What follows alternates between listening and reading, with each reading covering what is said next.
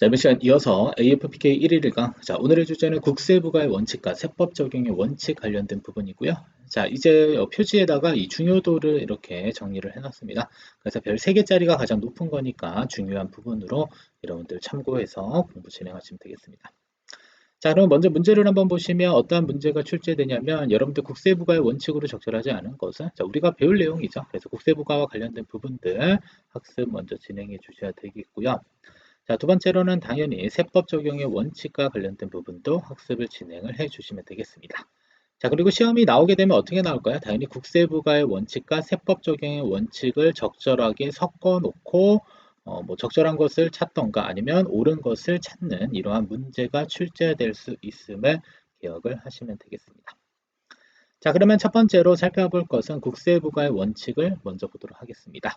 자, 일단은 암기 방법이 있습니다. 암기할 때는 앞글자 따서 실신근조 외우면 됩니다. 그래서 실질과세의 원칙의 실, 신의 성실의 원칙의 신, 근거과세의 원칙의 근, 조세간면의 사후관리해서 조 이렇게 외우시면 되겠고요. 자, 먼저 실질과세의 원칙 보시면 자, 법적 형식에도 불구하고 경제적 실질에 따라 과세하는 원칙이다라고 되어져 있습니다.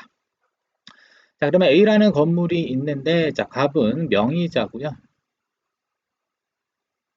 그다음에 을이라고 하는 사람이 명의자가 아닌 실질 소유자가 됩니다.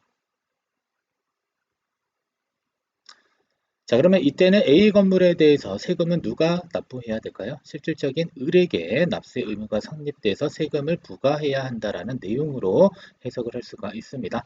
따라서 법적 형식에도 불구하고 경제적 실질에 따라 과세하는 원칙 중에 기속에 관한 실질 과세가 바로 해당 내용이 되겠습니다. 그래서 명의자가 아닌 실질 소유자에게 과세한다. 그래서 명의자 갑이 아닌 실질 소유자인 을에게 A주택과 관련된 부분을 과세하는 것이 맞다라고 보시면 되겠고요. 자, 두 번째, 내용에 관한 실질 과세는 자, A 건물이 원래는 오피스텔로 지어졌으나 자, 이를 주택으로 활용한다면 이때는 주택으로 모아서 과세한다라고 보시면 되겠습니다. 따라서 내용에 관한 실질 과세, 자, 오피스텔이 자, 주택으로 사용된다면 자, 주택으로 간주하여 과세한다라고 보시면 되겠습니다.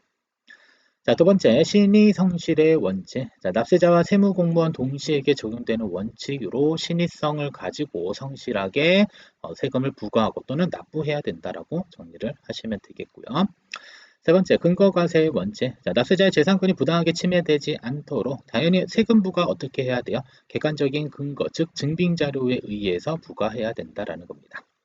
자, 네 번째로는 세금을 깎아주면 사후관리한다. 즉 조세감면의 사후관리입니다. 자국세를 감면할 경우 감면세액에 상당하는 자금 또는 자산의 운용 범위를 정할 수 있습니다. 만약에 운용 범위를 벗어날 경우에는 감면을 취소하고 징수 가능하다. 이를 조세 감면의 사후 관리로 보시면 되겠습니다. 따라서 암기할 때는 실신근조 이 친구는 국세부가의 원칙이다라는 사실 다시 정리하면 되겠습니다. 자, 다음은 세법 적용의 원칙 보도록 하겠습니다. 자, 이것도 이제 네 가지로 구분이 됩니다. 첫 번째, 납세자의 재산권을 부당 침해하지 말아라. 그 다음에 소급과세를 하지 말아라. 자, 세무공무원 재량의 한계를 인정하라. 그 다음에 기업 회계를 존중하라. 이렇게 보시면 되겠습니다. 첫 번째, 납세자의 재산권 부당 침해 금지. 자, 세법 엄격하게 해석해야 하고요. 확장 해석하지 말아야 하며, 그 다음에 유추 해석 자체도 금지되고 있다. 그래서 재산권을 부당 침해하면 안 된다라고 보시면 되겠고, 자, 두 번째는 소급과세 원칙.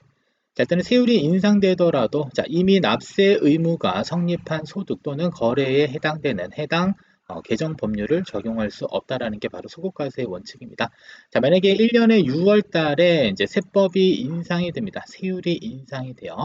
자, 그러면 6월 이전에 성립된 납세 의무에도 인상된 세율을 적용할 수 있다, 없다? 적용할 수 없다. 이게 바로 소급과세 금지의 원칙이고요. 자, 다만 납세 의무자에게 유리하게 바뀐 경우에는 소급 적용 가능한데 대표적으로 세율 인하와 관련된 부분들로 생각을 하시면 되겠습니다. 자, 다음은 세무공무원 재량의 한계. 자, 재량이라고 하는 것은 자기의 생각과 판단에 따라 일을 처리한다. 자, 그러면 세무공무원이 자기의 생각과 판단에 따라 일을 처리하는 것에 대해서 인정하고 거기서 발생될 수 있는 여러 가지 한계를 엄수해야 된다. 인정해 주자라는 부분으로 해석하시면 되겠습니다. 자, 네 번째로는 기업 회계를 존중하자. 그래서 세무공무원이 과세 표준을 조사 결정할 때는 기업 회계 기준을 존중해야 된다라는 사실을 보시면 되겠습니다. 그래서 국세부가의 원칙과 세법 적용의 원칙 잘 기억하시고요. 저는 암기할 때는 국세부가의 원칙만 외웁니다. 그래서 실신근조 이렇게 자, 외운 다음에 여기에 해당되지 않은 것들이 만약에 등장했다라고 하면 틀린 것으로 이제 찾아내는 방법으로 학습을 했던 것 같습니다. 아시죠? 그래서 여러분들도 여러분들이 외우기 좋은 한 가지 방법으로 암기를 해서 문제를 풀면 되겠습니다. 자, 그러면 문제가 많은데 두 문제만 풀어보겠습니다. 먼저 10번 문제를 좀 풀어볼게요. 첫 번째, 국세부가의 원칙으로 적절하지 않은 것을 골라보자라고 했습니다. 첫 번째, 자, 실질과세의 원칙은 자, 법적 형식에도 불구하고 경제적 실질을 기초로 해서 과세하는 원칙을 말한다. 그래서 A주택이 원래는 오피스텔인데 자, 주택으로 활용하고 있다면 주택으로 간주해서 과세하는 것. 자, 두 번째로는 자, A주택의 명의자. 자, 갑은 명의자고요. 자, 을은 소유자다.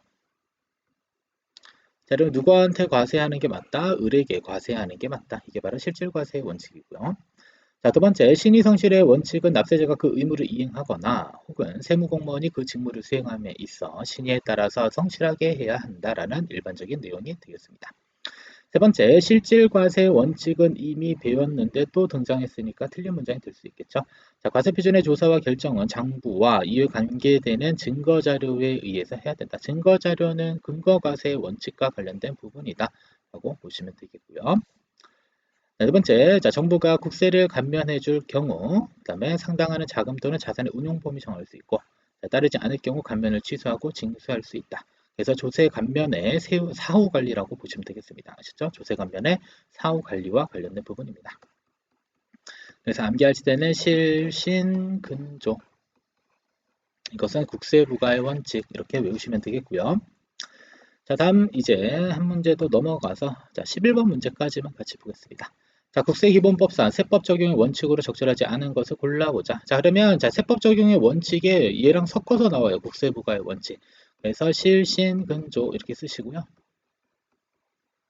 자, 실신근, 자, 근자가 딱 보이네요. 얘가 바로 정답이 됩니다. 이런 식으로 시험이 나오면 참 좋겠는데 책은 어떻게 나올지 잘 모르겠네요. 아무튼. 자, 는 국세기본법상 세법 적용의 원칙, 납세자 재산권에 부당 침해하지 말아라, 소급과세하지 말아라, 기업 회계를 존중하라. 또 한 가지가 뭐가 있었냐면 세무공무원 재량의 한계를 인정하자. 이 부분까지 기억하시면 되겠고요. 그다음에 나머지 국세부가 원칙 관련돼서는 근거과세 원칙, 그다음에 자, 실질과세 원칙, 그다음에 조세 감면의 사후 관리, 그다음에 신의성실의 원칙 이렇게 있었으니까요. 각각의 원칙들을 잘 숙지하시면 되겠습니다. 자, 여기까지 해서 자, 1일 1강 강의 모두 마치도록 하겠습니다.